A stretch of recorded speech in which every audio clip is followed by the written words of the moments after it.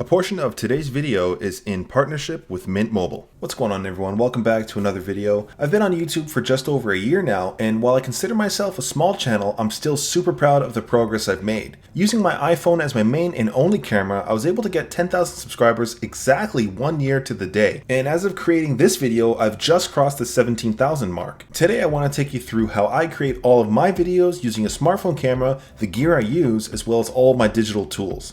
What I really want to focus on is how little you really need to get started on content creation, especially since smartphone cameras have gotten so good over the years. This video does focus on using an iPhone in particular, however just about any smartphone with HD recording will do the trick, even some tablets. So let's jump into it. And if you're new here, thanks for stopping by. On this channel, I talk about gaming, tech, and a few things in between, so if you enjoy the video, be sure to like or subscribe. And if you don't, the next time you trim your nails, you're going to cut it a little too short. Okay, so starting with the camera. As mentioned in the title, I'm using an iPhone.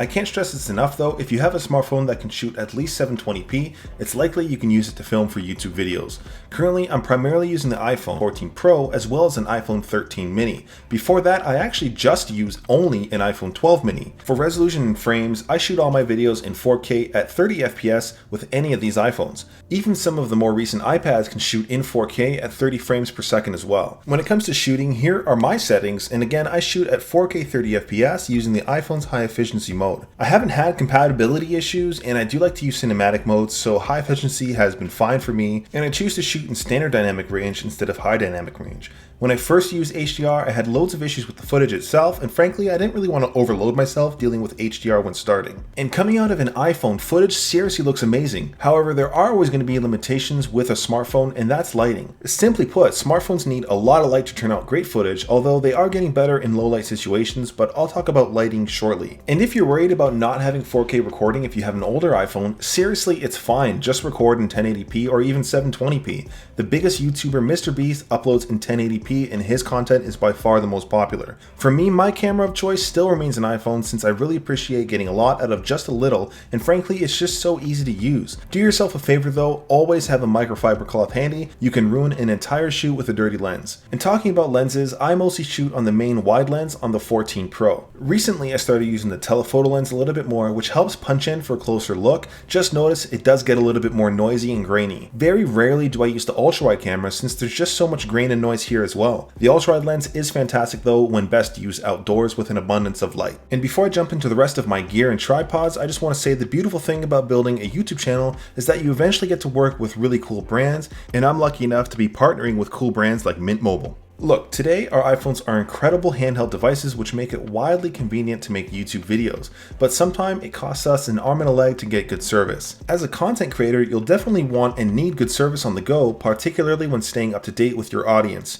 If you're looking for an easy way to save on your monthly service, Mint Mobile does offer premium wireless as low as $15 a month, and you don't have to sacrifice coverage, speed, or data. By cutting out the middle ground like stores and sales reps, Mint passes the savings on to us, plus there's no more waiting around in stores for service. Simply head to mintmobile.com/MinimalisTech to have a SIM shipped out or activate with an eSIM right away. It's also super convenient since you can keep your current device and number and easily switch services. So whether you're filming and editing a YouTube short on the go, replying to your viewer comments, or even doing research on your next video topic, Mint Mobile easily has you covered. So be sure to check out the link down below in the video description, and thanks again to Mint Mobile for partnering with me on this video. But getting back to my tripods, mounts, and gear, what else do I use apart from my iPhone? Well, what I started with was nothing, literally just my iPhone, and honestly you don't really need extra gear to start. And even though I started with just my iPhone itself, I did slowly invest over time into the channel, and my first purchase was a $20 tripod with a smartphone mount. Even an inexpensive tripod will vastly improve your video quality for nice slow pans and simply keeping things steady. I did eventually upgrade my tripod to this newer one for about $100.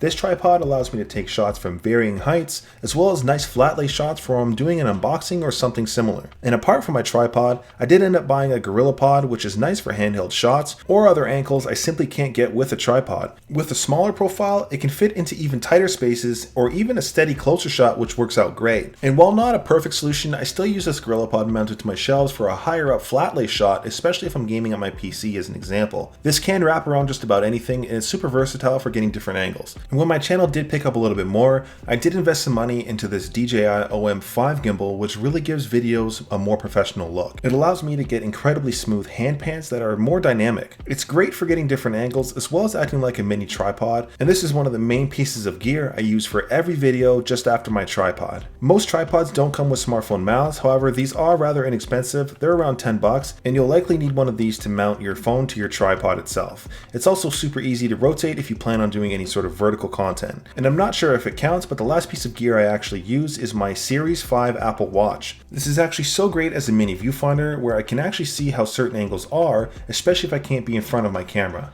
If my phone is above or behind me, I can check focus or choose to record and stop just on my Apple Watch, which is super handy. If you are recording yourself as well, you can always put your watch on the back end of your phone like this if you want to use the better quality of your rear-facing camera. And as great as iPhones can be for recording video, it's not without its limitations. As I mentioned, they can be pretty dependent on light, and while they seem to get better in low light situations year over year with each iteration, they still need an abundance of light to really shine. For myself, I always prefer to shoot with as much natural light as possible, but as someone who works a day job and spends time with his family on the weekends, daylight can be fleeting and it's not always possible. With that, I did eventually invest in a pair of newer lights, which make a good difference, especially when filming.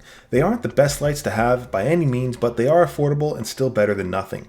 Again, starting out, natural light was my best friend, as well as my ceiling light and lamps. But when it comes to actually making a video, where do you begin? Well, for me, it starts with a brainstorming session, and frankly, you have to make content you yourself are interested in. The goal is to make videos that you would want to watch. Coming up with ideas depends of course what you're into, but I like brainstorming maybe 40 to 50 ideas and simply filter that down to about 5 and start with those. Now before I even pick up my camera, I like to do as much research as I can on my topic. I like to use tools like Google Trends to see the Google search volumes, as well as YouTube, which is an incredible tool.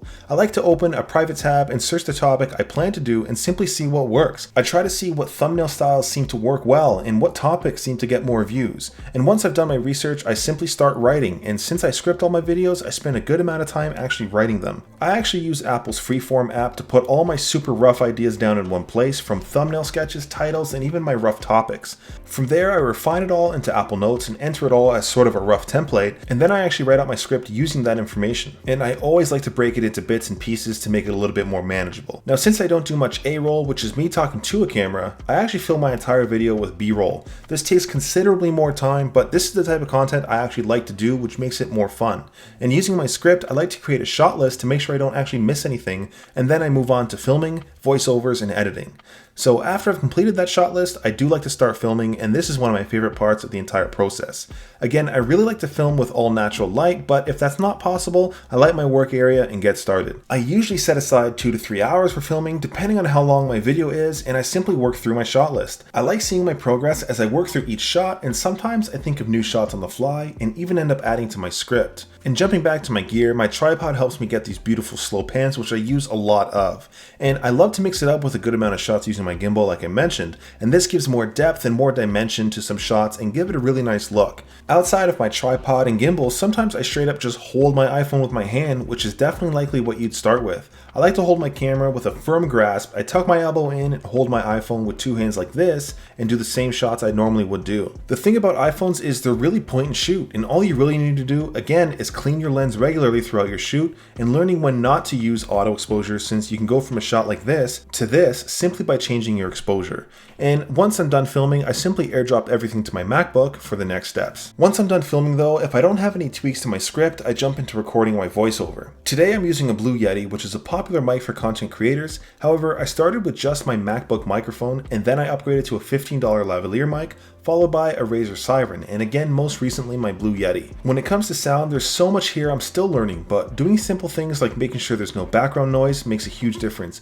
For me, I always have to turn off my electric fireplace, otherwise I hear a hum in the background. I record all my voiceovers with a free program called Audacity, although I've also used Apple's voice memos, which also works well. I don't alter my recordings at all apart from levels, and I always test how it sounds on my AirPods, speaker, and Sony headphones. I like to make sure it sounds good across a couple ways people might listen to my content. And the computer that ties this whole project together is my MacBook Pro.